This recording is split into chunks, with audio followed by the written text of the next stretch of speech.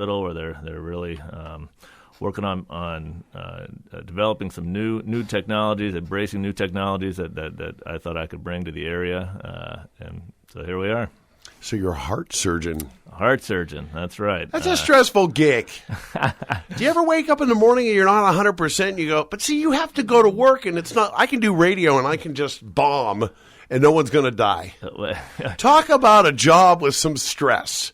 You can't drink. You can't have shaky hands, right? I mean, you have to get a proper amount of sleep. Well, you know what they say about heart surgeries. It's not difficult to do heart surgery. It's difficult to be able to do it. Basically, it took a lot of years and a lot of training, a lot of education to get to the point.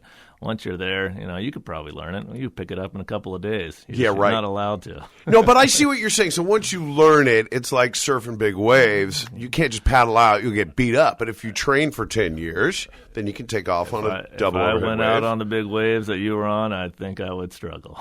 You get pounded into the ground and go, okay, I need to train more on little waves. That's exactly right. So once you're fully trained, then you wake up, it's just like going to work for anybody else. That's exactly right. You just train a lot harder and longer. So what are we going to talk about this morning? Afib? Afib, that's right. So what's Afib? Please.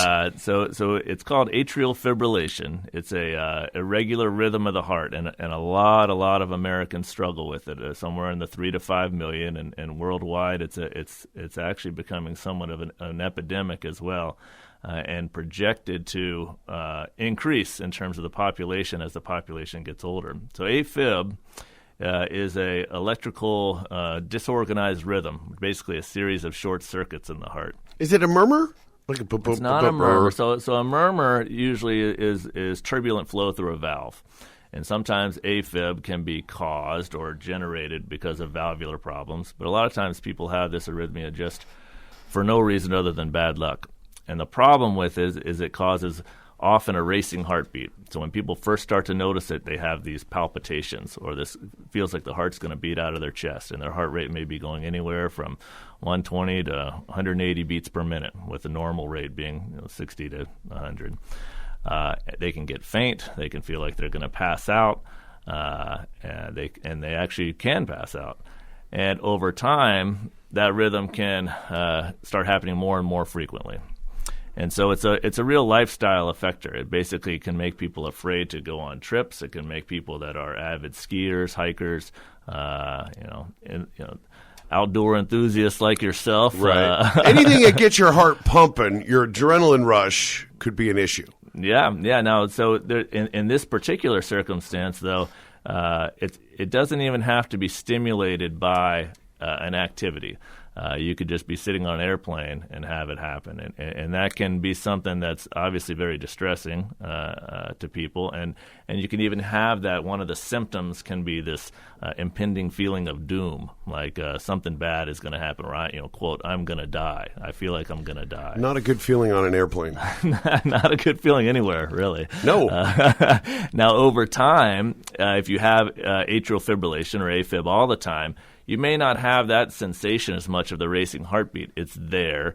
It's actually racing in the background, but that may wear off, and you may just feel tired, fatigued, because basically the upper chambers of the heart, which are fibrillating, which are fluttering instead of normally beating, contribute about 20% of your cardiac output. So you're losing about a fifth of your pump function when you're in AFib. Uh-oh. Right. So when we are able to fix it, if we can get you out of atrial fibrillation, and oftentimes people that have it go in and they get shocked in the emergency room, they get a cardioversion, they will feel immediately better. That's the paddles? That's the paddles. Okay. Exactly. I've seen TV. That's a first-line therapy for AFib if someone comes in and is unstable, or say it's their first time having it. That immediately usually initiates a trip to the doctor, and you get put on some medications. The problem with medicines for AFib is that they often cause as bad as symptoms as the actual process itself.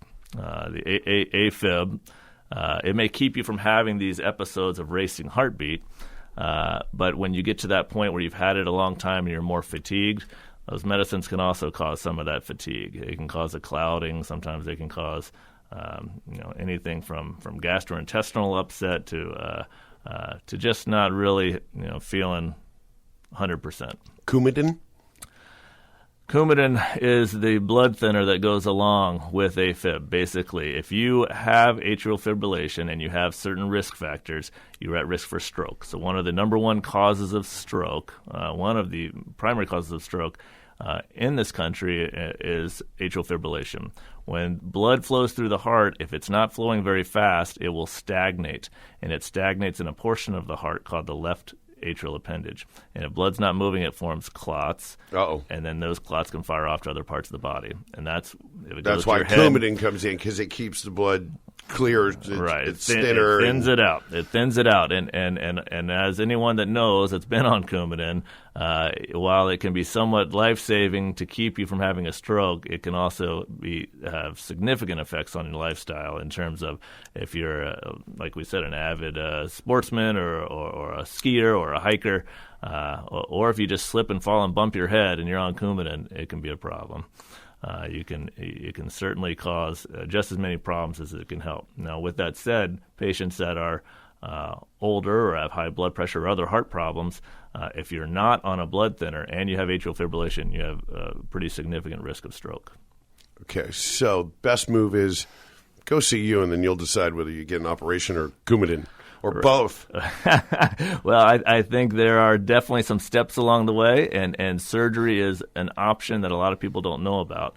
There are also catheter ablations, which electrophysiologists, cardiologists can do as a minimally invasive small procedure through the groin. My procedure that I've been doing down south of here, and that we're bringing up to Napa Valley, is more of a hybrid approach, where we can do some surgery, we can do some catheter procedure, but like you're saying, the most important thing is everyone's an individual. The best approach for them really has to be tailored to their degree of atrial fibrillation. Have they been on medications before? Have they failed medications? How is it affecting their lifestyle? So. Okay, this really interests me. You can do that groin shot, which is kind of like a angiogram. What do you call it? Is that what do you call it? It's similar, very similar to angiogram. So, but you cruise up a big artery with a little tube. I'll put it in layman's terms. Yeah, in this case, it's a vein. But it's a vein, okay, but it's a big vein because you got to put some sort of scope through there so you can see, right? Well, what they do is they put wires and catheters up through the groin, and they're looking at the body under fluoroscopy, so under X-ray. And under X-ray, the cardiologists are able to put catheters up to the heart, and then they have little ablation devices where they can burn lesions on the inside of the heart. And the reason we burn is because you're trying to create a scar tissue. Electrical activity in heart cannot cross scar tissue. So if you burn certain lines, and this is all based originally on a device called on a procedure called a maze procedure, which basically, if you form a maze, like literally like a maze where the electrical current can only go one direction through the heart, then it'll stop having the short circuits that cause all of this disorganized rhythm to form. So that when they stick a catheter up the heart, they burn lesions to primarily isolate the veins that come from the lung back to the heart, which is where 90% of atrial fibrillation originates. Okay. I got half of that. I was trying. I was fully engaged, but I think I got it. It sounds dangerous. You're burning up inside the heart through a tube with a scope and an X-ray. Right. Why do you have to go to school so long? Well, it's always a risk-benefit analysis on someone who wants to have a procedure versus just stay on medicines. And often when patients decide it's time for a procedure, it's because they've really been suffering with the disease and they don't want to live like that anymore. So do you still crack the rib cage and open that up and get on in there? So for my surgical portion, we don't have to, the old standard surgery was, break the breastbone down the middle, put people on pump, cut the heart, and sew it back together. We don't have to do that anymore. Now, you don't? Not anymore. Oh, thank goodness we passed that. Okay, because that's just gnarly. And it can't be a good day at work when you got to rip somebody's middle wide open. Well, I'll tell you, that's not, it's still not uncommon for other forms of heart surgery, bypasses and valve replacements. It's still kind of the way we have to do it. I'm reluctant to say crack your chest. That's a but term that's that what you're people doing. hear. You're cracking it in the middle. In a sense, we are precisely surgically sawing through the breastbone. Well, okay, yeah, you're not just here. Somebody get a mallet and a chisel. We cracked it. Exactly. But no. With this surgery now, it's all port access. So we put 5 millimeter to 1 centimeter holes on the side of the body while you're totally asleep under general anesthesia. The whole procedure takes a couple of hours, and most people are back, doing whatever they do. I had one guy who was back chainsawing down trees in his backyard 2 weeks after surgery. Whoa! Okay, so we've progressed really far. Yeah, we're making progress, and the key is that we're always kind of, I think, pushing the envelope forward in terms of doing what we can do to make smaller incisions, less invasive, less pain, faster recovery, to get patients back to the life they want to live. And I would imagine less infections because you don't have to make as big of openings. Right? That's exactly right. You're less likely to have infections usually with minimally invasive surgeries than you are with conventional approaches. I'm stoked you moved to Napa. It's good to have the best here in our own little valley, isn't it? St. Helena Hospital, no wait ER.